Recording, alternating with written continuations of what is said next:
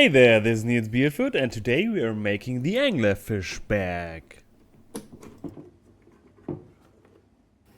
And a skeleton version.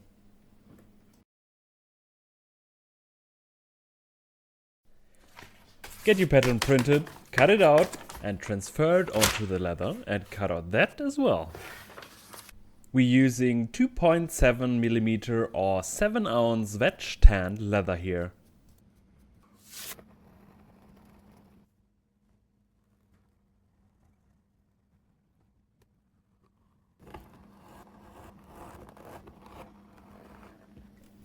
Next we can bevel the edges. This breaks them and prepares them for burnishing.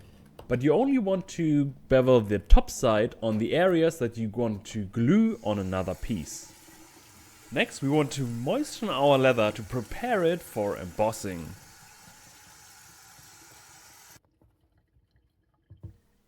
But first we start by punching some sewing holes and round holes.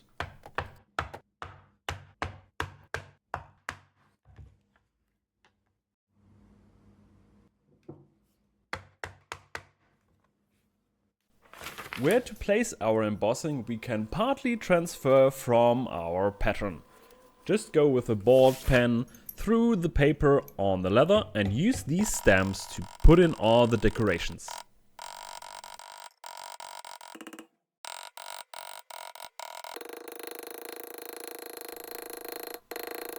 I also want to add some round decoration things, and for this we don't even need the stamp itself, just the the other side, not the stamping side.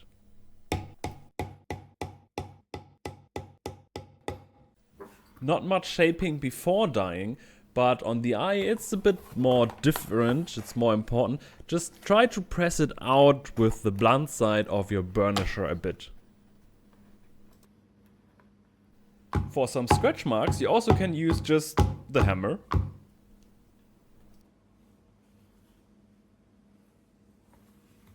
For dyeing I love to use my airbrush, and I start always with a light coat of each color. In this case it's red and teal.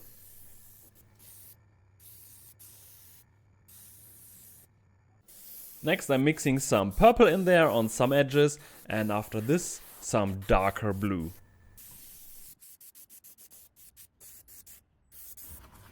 Now with some high grit sandpaper I want to remove some of the dye, and this is the reason why we want to press out the eye. So we only remove in the center part, so it gives the eye a little bit of the glow. For all the other areas we also can use the sandpaper. Just go roughly over it, not too much, just keep it subtle to get some light spots. With some leather finish we finish the leather up.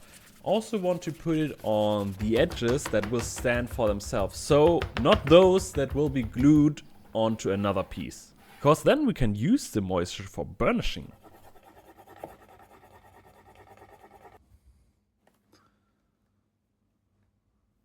And here are now all the pieces that we need. We got the two big sides, the side fins that will be put in here and then riveted on. We got the belly and the teeth that will be sewn to the jaw area of the belly. And then we got also these D-ring attachments and a strap. And of course we got the lamp closure. We want to moisten the belly completely to make the sewing on of the teeth easier. Also we want to pre-shape it a bit to make it even more easier. And a bowl works pretty good for this. Just put it in and then shape it along the shape of the bowl. Also we want to bend up the sewing edge even more to make it even more easier. And then we sew it on.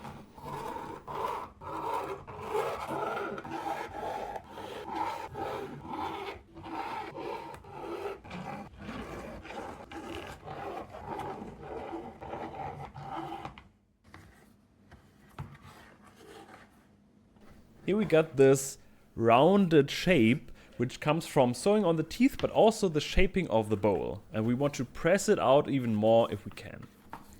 Next, we want to rivet on the side fins on the side.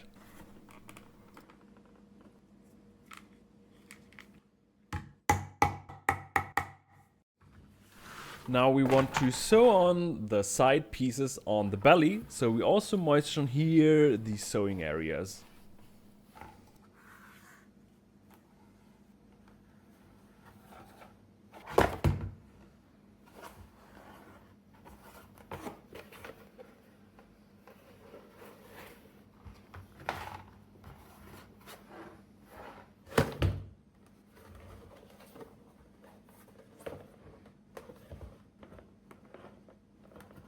Now, along these fins, we want to glue the pieces together, use some contact cement, put something in between to make sure they connect not before we want it.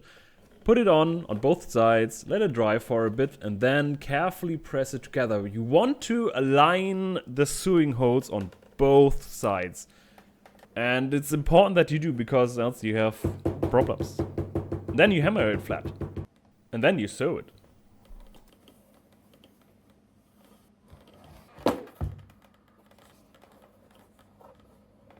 Here on the forehead, this works a bit different. You want to not flash side to flash side sew together, but top side to flash side.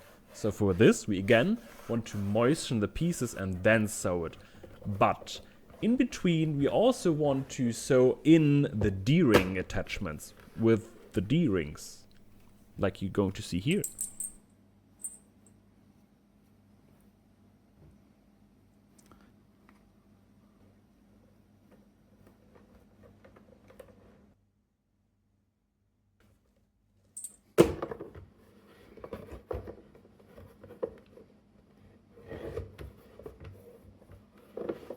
On the fins, where we glued the two layers together, chances are the edge does not look perfect. So we want to grind off any excess, rebevel, re-dye, and then burnish it.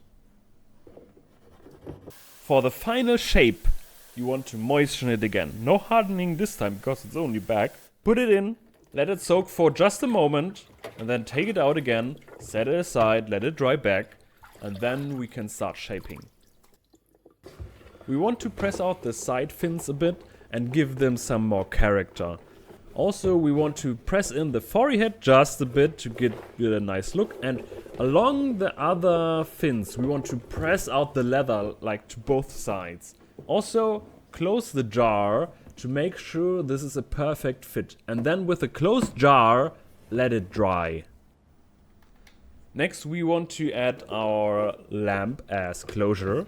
And this is a bit more difficult to describe, so pay close attention here. You want to flip these two lashes around and then sew it one on the top side and the other on the bottom side, like on flash side of the leather. Just like this. The final shape of the bag can always be a little bit different, so make sure that you got the exact positioning of both sides of the closure. And as closure, I use these loxx fasteners. I found them and I really like them. These look amazing. These are easy to attach, easy to open, and they're quite durable. And actually, I contacted the company and they gave me a 25% coupon to share with all you. You find it down below in the description and in the first comment. Not getting paid for this yet, but I just really like their fasteners. We needed a 10mm hole for this. Punch it in, and it was quite the adventure. It worked. Later I learned you're not to use these as punch, but as twist and cutting piece. So maybe just get a 10mm hole punch next time. Then you simply screw them in and you're good to go.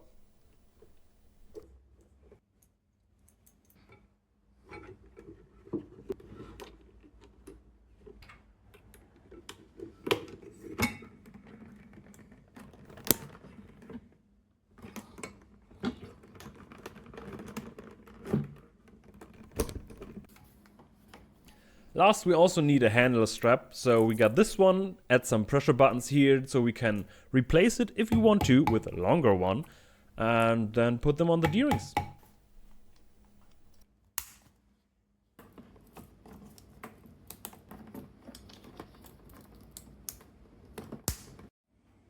And there you go. I think this color of this bag turned out so beautiful. in real life it looks even better. I was going a bit crazy with the color, like blue and red and purple, and it's quite colorful, but I absolutely love how it turns out. And I think I have to do this same or similar crazy coloring in other bags as well. So I hope you enjoyed this video. I really did, and I really like this fish. And don't leave yet, because we still have to make the skeleton version. It's not a bag, it's just decoration, but I was like, I want to do this, and I did. And if you have a laser, I recommend to use it, because with all the little cutouts, it's quite the pain to do without a laser. If you don't have a laser and you still want to do this, I recommend you to not do the cutouts. They are else a really big pain. Believe me. Nothing special here on the decoration, but what we want to do here is shape the fish already before dyeing a bit, because we don't use our airbrush. We're using some black with a sponge as base coat, and then use some acrylic paints and dry brushing to go from dark gray to white. And then use some black in the shadows to redarken them. Some leather finish, some burnishing on the edges. Here are the ribs we want to rivet together with rivets. Also, just a quick note, this fish skeleton is scaled to 70%.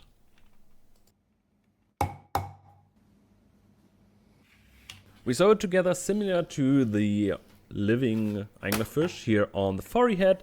We sew it together top side to flesh side, and then here the rest along the fins. We want to sew together the flesh side to flesh side. We also could glue it, but with all the cutouts, chances are we're not gonna make these align perfectly. So we just skip that part. We burnish the edges a bit and then rivet on the jar.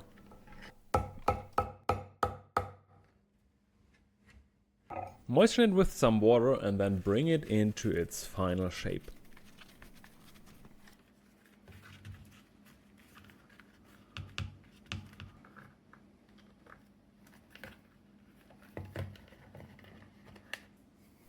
And that's the skeleton anglerfish. Anatomical, not correct. I still hope you enjoyed this edition here. I was just like, I want to make some skeletons of fish, and this one was like, okay, let's cut out some parts and then be done with it. So, hope you see you guys next time. Have a great day.